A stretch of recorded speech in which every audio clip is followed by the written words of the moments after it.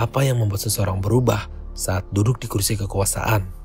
Mengapa orang yang dulunya ramah, rendah hati, penuh empati, tiba-tiba jadi orang yang dingin, kejam, bahkan korup saat diberi jabatan? Pertanyaannya sederhana, tapi jawabannya tidak sesederhana itu. Kita sering percaya bahwa jabatan hanya akan memperkuat karakter seseorang. Kalau dia orang baik, maka saat berkuasa, dia akan menjadi pemimpin yang bijaksana. Tapi realitasnya sering justru sebaliknya. Orang baik bisa jadi jahat, orang jujur bisa jadi licik, orang yang dulu memerangi ketidakadilan bisa berubah jadi wajah dari ketidakadilan itu sendiri. Mengapa?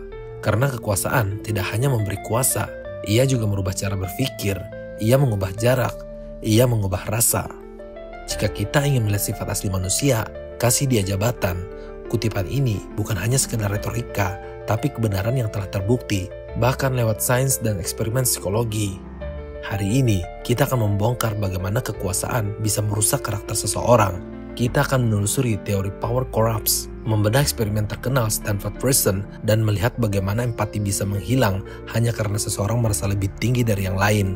Siapkan dirimu, karena ini akan membuka sisi gelap manusia yang mungkin tidak akan pernah kamu sadari.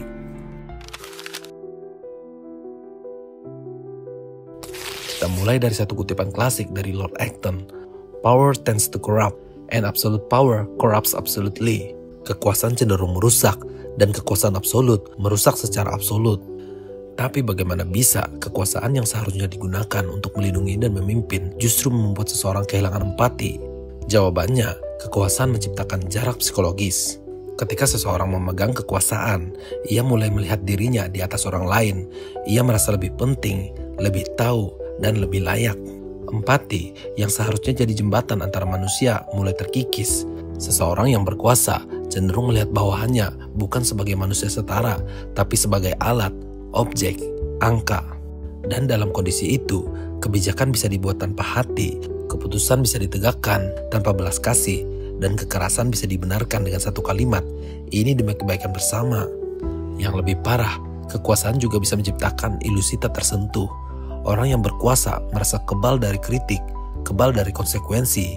Ia hidup dalam gelembung yang hanya berisi orang-orang yang memujanya, dan dalam gelembung itu, logika dan nurani bisa hilang perlahan. Kita melihat ini di banyak pemimpin yang awalnya idealis, begitu masuk lingkaran kekuasaan, mereka berubah. Yang tadinya bersuara untuk rakyat, kini sibuk mempertahankan kursi. Yang tadinya peduli, kini sibuk dengan pencitraan. Apakah semua pemimpin akan rusak saat berkuasa? Tidak, tapi kekuasaan akan selalu menguji siapapun yang memegangnya, dan tidak semua orang lulus ujian itu.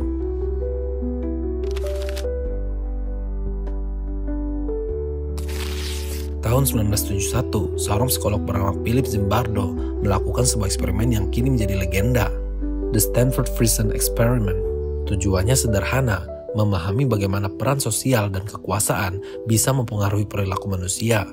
Zimbardo mengumpulkan 24 mahasiswa relawan. Mereka dibagi menjadi dua kelompok, sipir dan tahanan. Eksperimen ini dilakukan di ruang bawah tanah yang diubah menyerupai penjara sungguhan. Yang terjadi dalam 6 hari pertama mengerikan. Para mahasiswa yang memerankan sipir berubah menjadi otoriter. Mereka mulai menyiksa tahanan secara psikologis, mengatur jam tidur, mempermalukan mereka, membuat hukuman fisik dan mental. Dan yang mengejutkan, para tahanan yang tahu ini hanya eksperimen benar-benar mulai tunduk. Beberapa mengalami tekanan mental, mereka menangis, kehilangan kendali, bahkan tidak bisa membedakan mana yang nyata, mana yang permainan.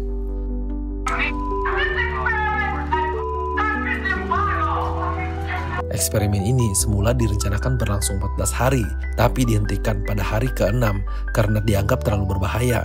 Apa kesimpulannya?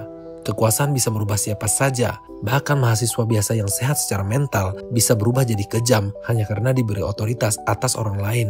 Zimbardo sendiri mengaku bahwa ia pun kehilangan objektivitas sebagai peneliti.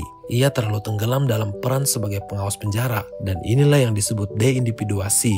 Ketika seseorang kehilangan identitas personalnya dalam struktur kekuasaan dan peran sosial. Stanford Prison Experiment bukan hanya studi, ia adalah bukti bahwa kekuasaan bukan sekedar tanggung jawab, ia adalah racun yang bisa membunuh sisi kemanusiaan jika tidak dikendalikan. Dan efek ini tidak hanya terjadi di lab, kita bisa melihatnya di institusi nyata, sekolah, kantor, rumah sakit, pemerintahan. Dimanapun ada hierarki, di situ kekuasaan bisa jadi senjata dan empati bisa jadi korban pertama.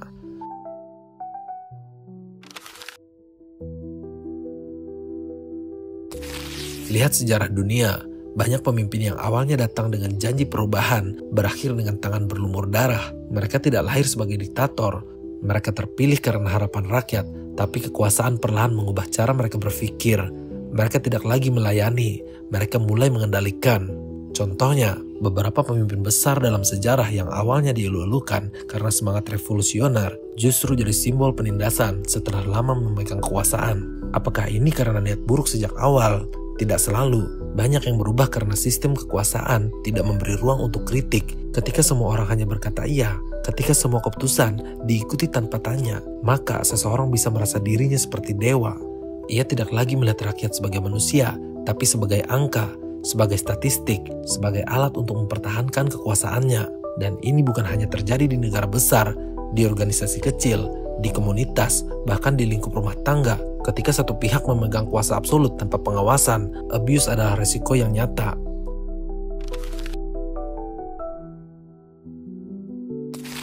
Kini pertanyaannya bukan lagi kenapa orang baik bisa jadi jahat saat berkuasa, tapi apa yang akan terjadi kalau kita yang diberi kekuasaan? Kekuasaan bukan cermin, ia adalah kaca pembesar.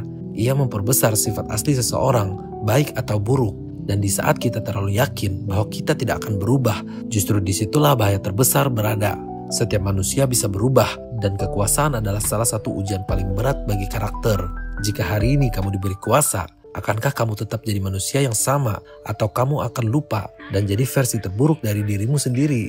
Hanya waktu yang bisa menjawab, tapi kamu bisa mulai dari sekarang dengan merenung, apa yang akan aku lakukan jika aku punya kuasa atas orang lain?